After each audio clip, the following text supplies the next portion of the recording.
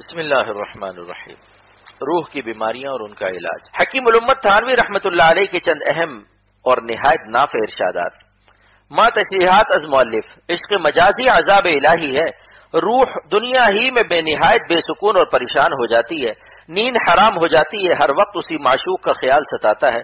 نہ موت نہ زندگی۔ اہل دوزخ کے بارے میں ارشاد ہے لا يموت فیہا ولا یحیا، نہ مرے گا نہ زندہ رہے گا۔ موت و حیات کے درمیان کیا ہی بری کشمکش کی زندگی ہوگی۔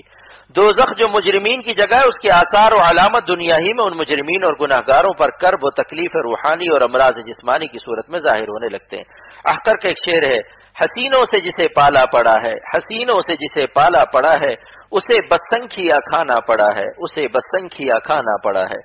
اس شعر کی تشریح یہ ہے کہ اگر اس حسین سے وصال ہوا تو عاشق حرص سے اس قدر مادہ منویہ ضائع کر دیتا ہے کہ اکثر بالکل نامرد ہو جاتا ہے، پھر حکیموں کی خوشامد کرتا ہے اور کشتہ سنکھیا کھانا پڑتا ہے، اور اگر نہ اچھا ہوا تو سنکھیا کھا کر خودکشی کرتا ہے، اور اگر فراق ہی ہمیشہ رہا تو بھی تڑپ تڑپ کر کتے کی موت مرتا ہے۔ اسی سبب سے حضرت خواجہ مجذوب رحمت اللہ علیہ نے فرمایا کہ جب ان آتشی رخوں پر نظر اچانک پڑ جاوے تو ان کے رخساروں کی سرخی کو آگ سمجھ کر ربنا وقنا عذاب النار پڑھو۔ دیکھ مت ان آتشی رخوں کو تو زنہار، دیکھ مت ان آتشی رخوں کو تو زنہار، پڑھ ربنا وقنا عذاب النار۔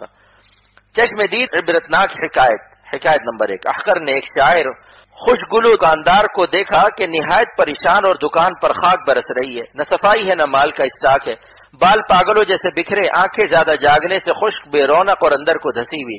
احقر کو دیکھ کر اس نے دکان کے اندر بلایا اور کہا میں بہت پریشان ہوں، دکان ختم ہو رہی ہے، کسی کام میں جی نہیں لگتا۔ کیا جی لگے گا اس کا کسی کاروبار میں، کیا جی لگے گا اس کا کسی کاروبار میں، دل پھنس گیا ہو جس کا کسی زلف یار میں، دل پھنس گیا ہو جس کا کسی زلف یار میں۔ رات بھر نیند نہیں آتی، دکان کی تباہی سے بال بچوں پر فاقے کی نوبت ہے، خدا کے لیے کسی اللہ والے کے پاس لے چلو جہاں سکون حاصل ہو۔ احقر نے عرض کیا آخر بات کیا ہے، سبب پریشانی تو بتاؤ۔ کہا کہ عشق مجازی میں مبتلا ہو گیا ہوں۔ پھر احقر کا پاکستان آنا ہو گیا، معلوم نہیں اس غریب کا کیا حشر ہوا۔ ہر عشق مجازی کا آغاز برا دیکھا، ہر عشق مجازی کا آغاز برا دیکھا، انجام کا یا اللہ کیا حال ہوا ہوگا، انجام کا یا اللہ کیا حال ہوا ہوگا۔ حکایت نمبر 2۔ ایک زمیندار کا لڑکا ہون نقصورت جھاڑو پھرا، چہرہ ذلت کے ساتھ ایک دواخانے میں دوا کوٹ رہا تھا۔ اس کے باپ کو دیکھا کہ بھنگی کی طرح میلے پھٹے کپڑے میں بھیک مانگ رہا ہے۔ مقامی دوستوں نے بتایا کہ باپ نہایت امیر تھا، سنگاپور ملایا کی آمدنی سے لاکھوں روپیہ اس کے پاس موجود تھا، لیکن اس کا یہ نالائق لڑکا جو دوا کوٹنے کی ملازمت کر رہا ہے عشق مجازی کا شکار ہوا، پکڑا گیا، خوب جوتے لگے، جیل میں گیا۔ تمام آمدنی اور زمینداری اس لڑکے کو جیل سے چھڑانے میں ختم ہو گئی۔ اب دونوں باپ بیٹے اور اس کے گھر والے ذلت اور محتاجی کی زندگی گزارتے ہیں۔ حکایت نمبر 3۔ ایک ڈاکٹر کا لڑکا انجینئرنگ کی ڈگری لندن سے لے کر احقر کے پاس آیا اور بتایا کہ میں لندن میں عشق مجازی کا شکار ہوا اور بالکل نامرد ہو چکا ہوں۔ علاج کیا مگر نفع نہ ہوا، باپ نے شادی کی، عورت نے ایک ہفتے کے اندر میری نامردی سے مایوس ہو کر طلاق لے لی، اور اب منہ چھپائے گھر کے اندر رہتا ہوں، ہر طرف سے موت آتی نظر آ رہی ہے مگر موت بھی نہیں آتی۔ حق تعالی ارشاد فرماتے کہ دوزخی کو ہر طرف سے موت آتی نظر آئے گی مگر وہ مرنے نہیں پائے گا۔ لڑکوں کے عشق میں عورتوں کے عشق سے زیادہ شدید ظلمت ہوتی ہے، کیونکہ عورت کسی وقت میں بعد نکاح حلال ہو سکتی ہے اور مرد کسی مرد کے لیے کبھی بھی حلال نہیں ہو سکتا، اس وجہ سے اس کی ظلمت نہایت شدید ہوتی ہے۔ کسی چھوٹے بچے یا کسی چھوٹی بچی کی طرف بھی اگر نفس کا میلان ہو اور جس کی پہچان یہ ہے کہ اگر گود میں لے کر اسے پیار کرے تو شہوت محسوس ہو، پس اس کو دیکھنا اور چھونا بھی حرام ہے۔ فاعل اور مفعول دونوں ایک دوسرے کی نگاہوں میں ہمیشہ کے لیے ذلیل ہو جاتے ہیں۔ جس شخص کے چہرے اور آنکھوں کی بناوٹ سے اور گفتگو سے نفس کو لذت ملے اور میلان خفیف بھی محسوس ہو، اس سے فوراً ہٹ جانا چاہیے۔ جب کسی صورت سے شغف اور عشق میں ابتدا ہوتا ہے تو اس قہر و عذاب الہی کو تمویہ کہتے ہیں، اور شیطان اس صورت کو حقیقت سے کئی گنا زیادہ کر کے اس کو حسین دکھاتا ہے، حتیٰ کہ اس کی آنکھوں میں 100 تیر و کمان نظر آتے ہیں، لیکن جب گناہ کر لیتا ہے تو وہی صورت مکروہ اور بدصورت اور ذلیل معلوم ہوتی ہے۔ یعنی گناہ سے قبل جو معیار حسن کا اس میں نظر آ رہا تھا وہ باقی نہیں رہتا۔ اس سے معلوم ہوا کہ وہ شیطان کی طرف سے تصرف اور شعاع انعکاسیہ شیطانیہ کا تجمل تھا۔ صد کمان و تیر درج ناؤ کے، صد کمان و تیر درج ناؤ کے، جب کسی صورت کے ساتھ شغف و ابتلا سے نجات حاصل ہو جائے تو اس کو تنبیہ کہتے ہیں۔ گر نمایت غیر ہم تمویہ اوست، گر نمایت غیر ہم تمویہ اوست، در رود غیر از نظر تنبیہ اوست۔ جب غیر اللہ کی محبت کا غلبہ ہو تو یہ امتحان ہے، اور جب غیر سے نجات حاصل ہو جاوے اور غیر نظر سے جاتا رہے تو یہ حق تعالی کی طرف سے تنبیہ ہے۔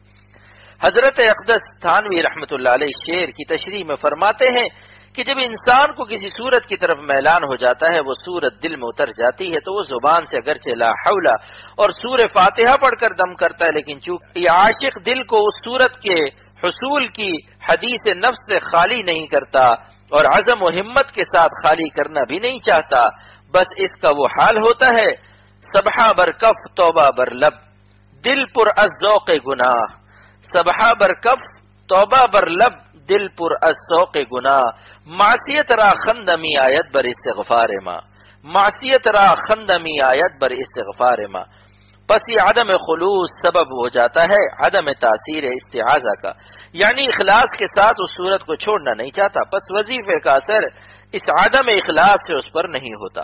ورنہ حق تعالی کی شان تو یہ ہے یجیب المضطر اذا دعاہ اور والذین جاہدوا فینا لنہدینہم سبلنا، یعنی مضطر کی دعا کو قبول فرماتے ہیں جب وہ دعا مانگے، اور جو ہماری راہ میں مجاہدہ کرے گا ضرور ہم اپنے راستے اس کے لیے کھول دیتے ہیں۔